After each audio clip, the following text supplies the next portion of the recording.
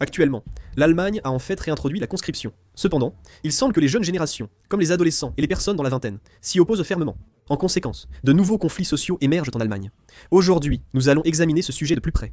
Allons-y tout de suite. Avant cela, je travaille vraiment dur, alors si vous pouviez vous abonner, je vous en serais vraiment reconnaissant. Je travaillerai encore plus dur à l'avenir, je vous le demande. L'Allemagne a décidé d'introduire un nouveau système de service militaire, similaire à une conscription partielle, afin de faire face à la pression militaire de la Russie. Le 13 novembre, heure locale, un accord final a été conclu après plusieurs mois de discussions politiques.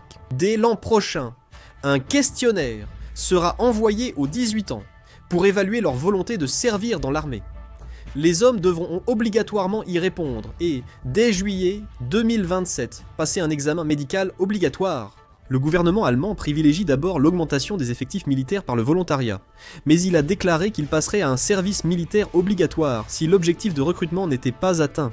En réalité, bien qu'on parle d'un système de conscription partiel, cela signifie simplement qu'ils finiront par instaurer le service militaire obligatoire tôt ou tard.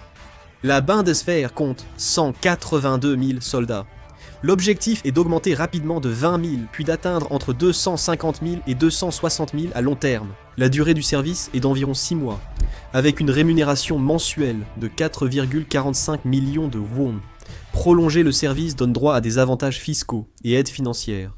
Le problème, c'est que cet objectif est difficile à atteindre. De nombreux experts estiment qu'il sera difficile d'atteindre cet objectif ambitieux.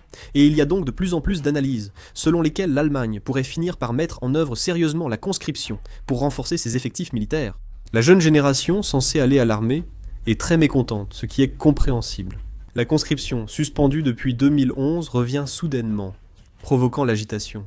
La réaction des jeunes dans la vingtaine et la trentaine est particulièrement forte. La jeune génération allemande a créé une alliance de grève scolaire contre le service militaire obligatoire, affirmant refuser de passer 6 mois en caserne à apprendre discipline, obéissance et violence, et a lancé un boycott national des cours. Cette organisation a également mis en place des comités de grève dans plus de 90 régions, y compris les grandes villes allemandes comme Berlin, Hambourg et Munich, ainsi que dans des villes de taille moyenne et petite. Ils sont même descendus dans la rue pour manifester. Les autorités éducatives ont averti qu'ils considéraient cela comme des absences non justifiées. Mais malgré cela, ces organisations ont poursuivi leurs manifestations. Par ailleurs, 80% des partisans de Die Linke, parti de gauche allemand, se disent opposés à l'obligation de présenter une preuve. Comme on l'a vu lors des grandes manifestations de la jeunesse, ils s'y opposent fermement, surtout les jeunes. Je comprends l'importance de la défense nationale, mais ils semblent souvent refuser la guerre, ce qui est intéressant. Les demandes d'objection de conscience au service militaire en Allemagne sont au plus haut depuis 2011. La loi fondamentale autorise les hommes de plus de 18 ans à refuser ce service pour raison de conviction. Jusqu'en octobre 2025, 3033 objections au service militaire ont été déposées dans tout le pays. En 2021, il n'y en avait que 201, soit une forte hausse en 4 ans. En 2022, 951 demandes, 1079 en 2023, 2249 en 2024. Cette fois encore, avec l'introduction officielle du service militaire obligatoire en Allemagne, le nombre de demandes d'objection au service militaire a naturellement augmenté, car de plus en plus de personnes cherchent à éviter l'armée, n'est-ce pas ? En Allemagne, l'annonce du nouveau service militaire a suscité la controverse sur l'exclusion des femmes de la conscription. Le nouveau système envoie un questionnaire demandant l'intention de servir aussi bien aux hommes qu'aux femmes, mais en réalité la conscription ne s'applique qu'aux hommes. En raison de cette structure, parmi les jeunes hommes allemands, le mécontentement se répand rapidement quant au fait qu'on cherche à augmenter les effectifs militaires, sous prétexte de crise sécuritaire, mais que ce fardeau repose uniquement sur un seul sexe. En Allemagne, les femmes peuvent aller servir volontairement depuis longtemps et représentent environ 25 000 des 180 000 soldats, plaçant le pays parmi ceux de l'OTAN ayant le plus de femmes militaires. En réalité, au sein de l'armée allemande, la proportion de femmes officiers et de femmes dans les postes techniques a augmenté, poursuivant ainsi la tendance à utiliser des professionnels sans distinction de sexe. C'est pourquoi le fait que les femmes soient exclues de ce nouveau système suscite une controverse encore plus grande sur la discrimination inversée. Les hommes soulèvent la question de savoir pourquoi, alors que la guerre affecte tout le monde. Le risque réel ne repose que sur les hommes. Sur Internet, un débat intense fait déjà rage, liant l'égalité des sexes et l'obligation du service militaire. A l'inverse, les associations féminines et de nombreuses femmes affichent une attitude très négative à l'égard de l'introduction de la conscription féminine. On redoute que la conscription ne réduise la main-d'œuvre féminine, essentielle à l'économie allemande. Certains estiment aussi qu'enrôler les femmes, alors que la natalité est déjà faible, accentuerait le problème.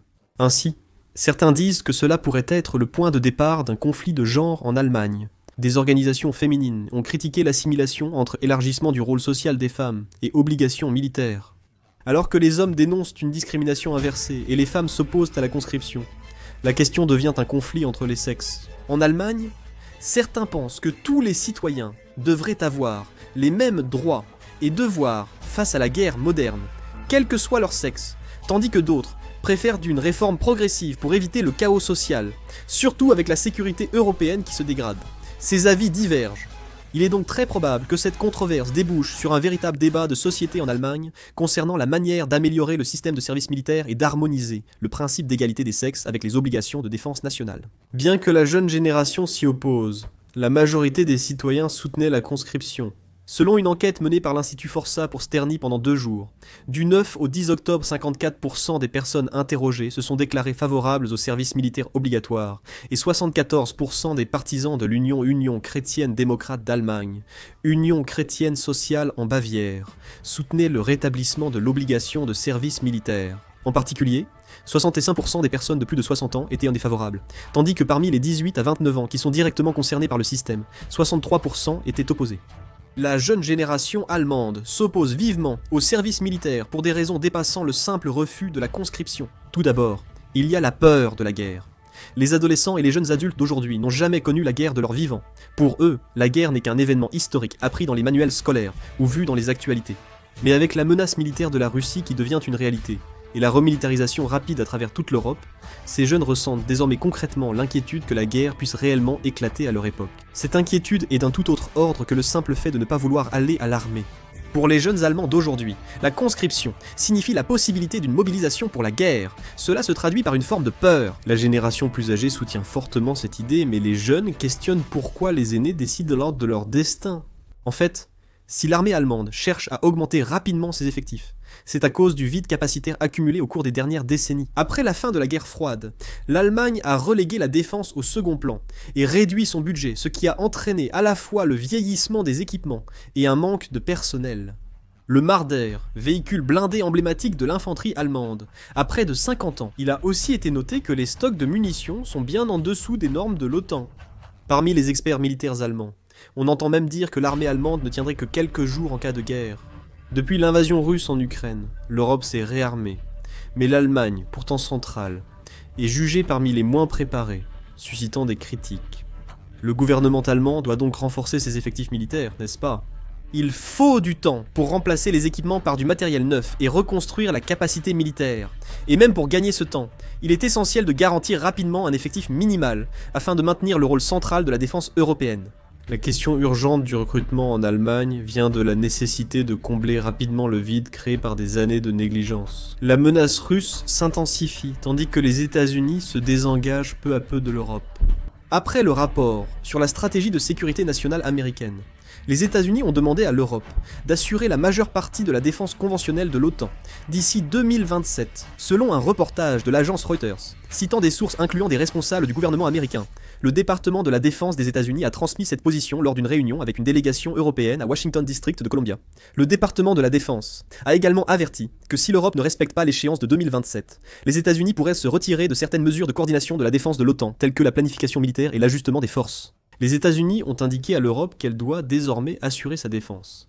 Bien que l'Europe se réarme, ce n'est pas un jeu, et le processus prendra encore du temps avant d'être achevé. L'Europe estime qu'assurer sa défense conventionnelle d'ici 2027 sera quasiment impossible. Les États-Unis semblent décidés, non ?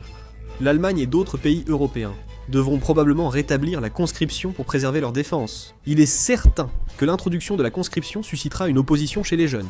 Mais même avec cette opposition, il semble peu probable que l'Allemagne abandonne la conscription. On ne peut pas aller à l'encontre du cours de l'histoire. Que pensez-vous de la conscription en Allemagne et de l'opposition de la jeune génération ? Laissez vos avis en commentaire. Merci pour la vidéo.